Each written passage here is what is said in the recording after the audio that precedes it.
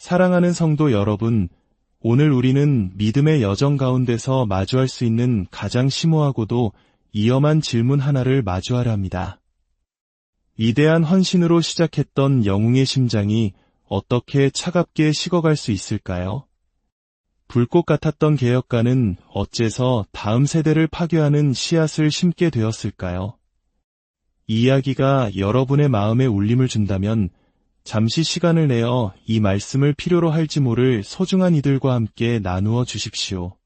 하나님의 은혜와 경고의 메시지가 더 널리 퍼져나갈 수 있도록 구독과 좋아요로 저희의 여정에 동행해 주신다면 진리의 말씀을 전하는 저희에게 큰 힘이 될 것입니다. 여러분의 삶에 하나님의 평안과 축복이 가득하기를 기도합니다. 오늘 우리는 구약 성경에 등장하는 가장 위대한 개혁가 중 한 명인 히스기야 왕의 삶을 깊이 들여다보려 합니다. 그의 이야기는 눈부신 성공과 비극적인 실패를 모두 담고 있어 오늘을 살아가는 우리에게 깊은 통찰을 줍니다. 성경은 한때 히스기야에 대해 그 이전에도 그 이후에도 그와 같은 왕이 없었다고 평가합니다. 이 평가는 이스라엘 역사상 가장 위대한 왕으로 칭송받는 다윗 왕까지도 포함하는 것이기에 실로 놀랍습니다.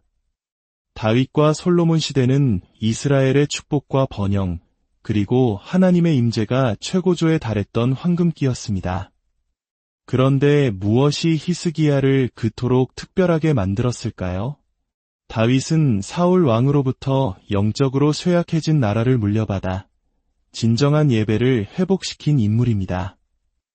그는 음악과 찬양을 통해 하나님을 섬기는 새로운 방식을 도입했습니다.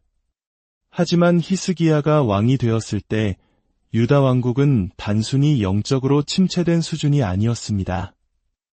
그의 아버지 아하스 왕 시대의 나라는 온통 우상 숭배와 악마적 제의로 가득 차 있었습니다. 사회와 문화 전반이 거짓 신들과 사탄의 영향력 아래 신음하고 있었죠. 마치 일제강점기 이후 무너진 민족의 정신을 바로 세우려 했던 선각자들처럼 히스기야는 거대한 악의 흐름을 거슬러야 했습니다. 그는 엄청난 용기와 믿음으로 나라를 그 끔찍한 구렁텅이에서 건져내어 하나님을 향한 뜨거운 예배의 자리로 이끌었습니다. 다윗이 처음 세웠던 예배의 방식을 회복시킨 것입니다. 하나님께서 그를 얼마나 기뻐하셨을지 짐작이 갑니다. 히스기야는 영적 개혁뿐만 아니라 경제, 정치, 군사적인 면에서도 놀라운 개혁을 이끌었고 쇠약했던 나라는 다시금 힘을 키워가기 시작했습니다. 그의 통치 기간 동안 이사야 선지자는 그의 곁을 지키는 친구이자 동역자였습니다. 수적으로 비교할 수 없이 강력한 아수르 군대가 이스라엘을 멸망시키려 쳐들어왔을 때 히스기야와 이사야는 함께 하나님 앞에 엎드려 부르짖었습니다. 그리고 하나님께서는 그들의 기도에 응답하시어 하룻밤 사이에 적군 18만 5천 명을 물리치는 놀라운 기적을 행하셨습니다. 히스기야는 이처럼 기도의 능력을 아는 왕, 하나님과 동행하는 왕이었습니다. 개혁가란 본질적으로 다음 세대를 위해 오늘을 희생하는 사람입니다. 히스기야는 나라 전체가 따르던 방향과 정반대의 길을 선택하면서 자신의 목숨까지도 이태로울 수 있음을 알았습니다. 하지만 그는 용감하게 그 거대한 배의 키를 돌려 하나님을 예배하는 나라로 이끌었습니다. 이스라엘 역사상 가장 위대한 왕 중 한 명으로 존경받는 것은 당연한 일이었습니다. 하지만 바로 그 영광의 정점에서 그의 삶의 균열이 생기기 시작했습니다. 어느 날 히스기야는 죽을 병에 걸렸습니다.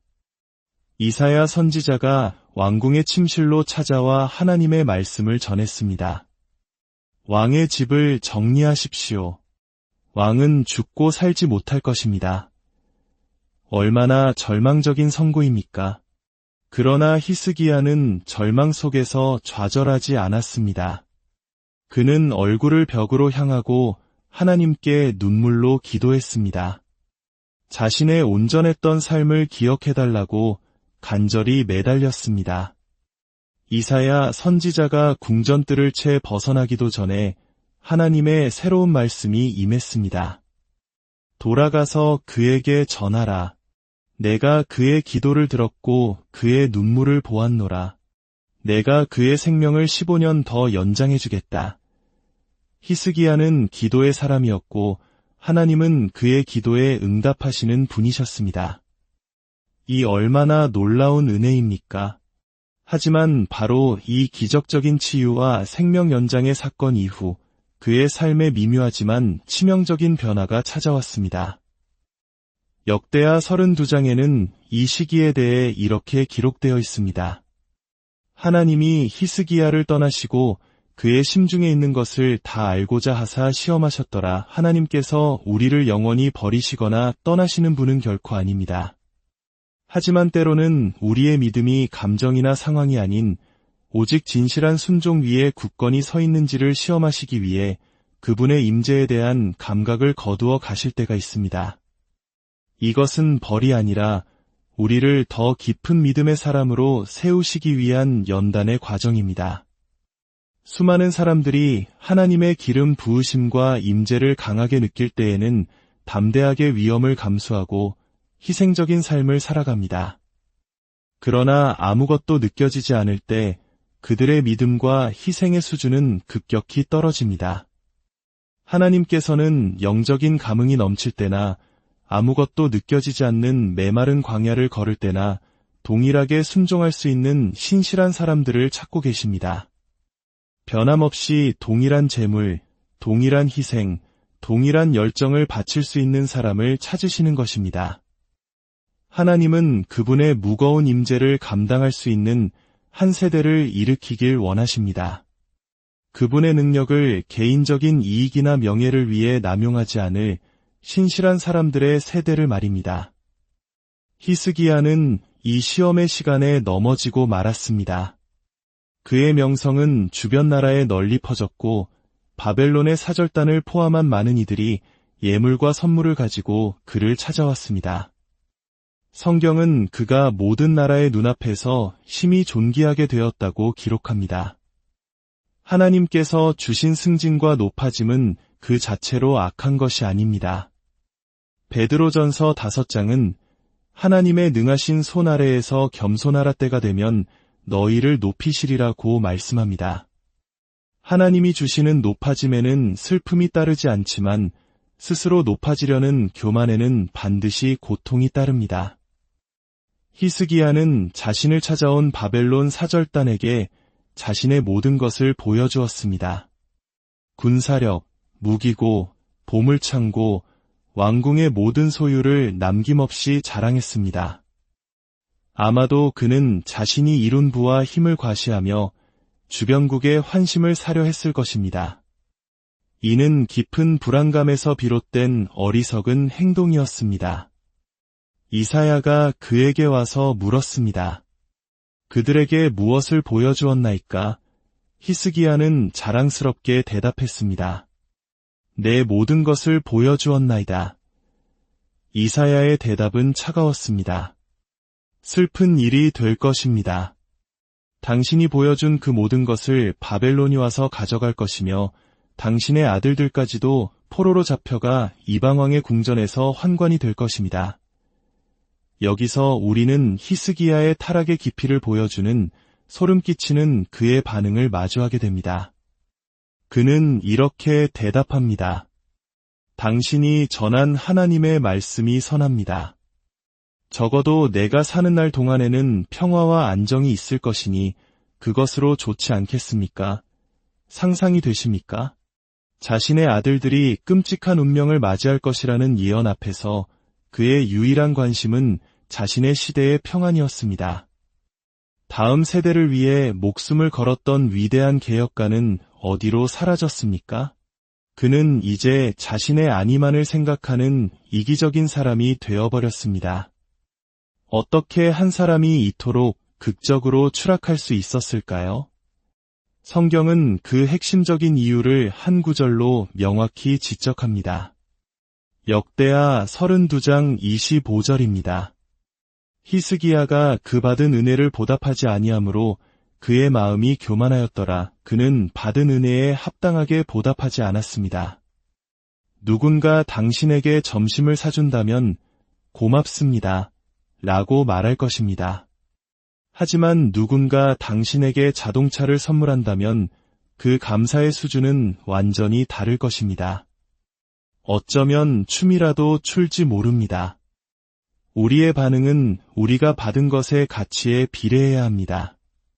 히스기야는 하나님으로부터 15년의 생명을 선물 받았지만 그의 삶은 더 이상 그 은혜의 크기에 걸맞은 희생으로 응답하지 않았습니다. 우리가 오랫동안 주님을 섬기다 보면 어느새 우리 안에 자격지심이 싹틀 수 있습니다. 내가 이만큼 순종하고 이만큼 헌신했으니 하나님께서 나에게 이 정도는 해주셔야 한다는 교만한 마음입니다. 그러나 진실은 이것입니다. 하나님은 우리에게 아무것도 빚지지 않으셨습니다. 우리는 그분께 모든 것을 빚진 자들입니다.